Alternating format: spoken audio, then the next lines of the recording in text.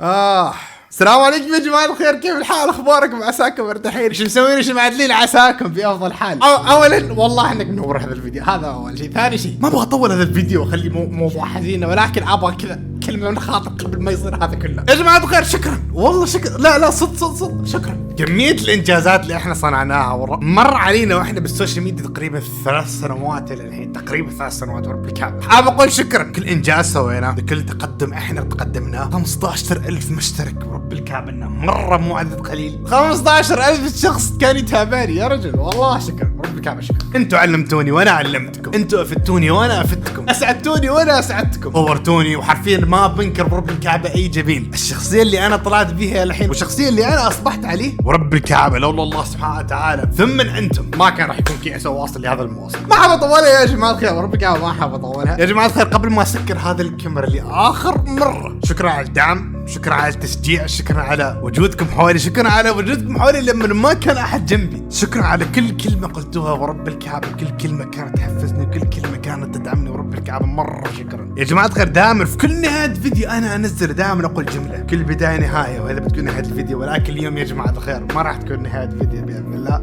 راح تكون نهايتنا احنا باليوتيوب. تمام؟ نعم يا جماعة الخير، لكل بداية نهاية، احنا بتكون نهايتنا لهذه القصة الجميلة اللي كانت مرينا 3 سنوات حرفيا. وللعلم يا جماعة الخير ترى انا ما راح اوقف اليوتيوب فقط، راح اوقف السوشيال ميديا بشكل تام. هذا ما يعني اللي راح اوقف الانستغرام، يعني حتى لو رحت لي بالانستغرام اذا شفتني ما ارد عليك تراني خاف انه خلاص والله جد راح اوقف السوشيال ميديا بشكل عام، يعني سناب شات واليوتيوب او الانستغرام والواتساب ممكن بعد ما ادري. يا جماعة الخير والله العظيم ما ابغى اطول عليكم دعمنا ابدا، لا تنسى انك تصلي حبيب اللهم صل وسلم على سيدنا محمد. المرة الأخيرة خلينا نسكر هذا الكام مع بعض.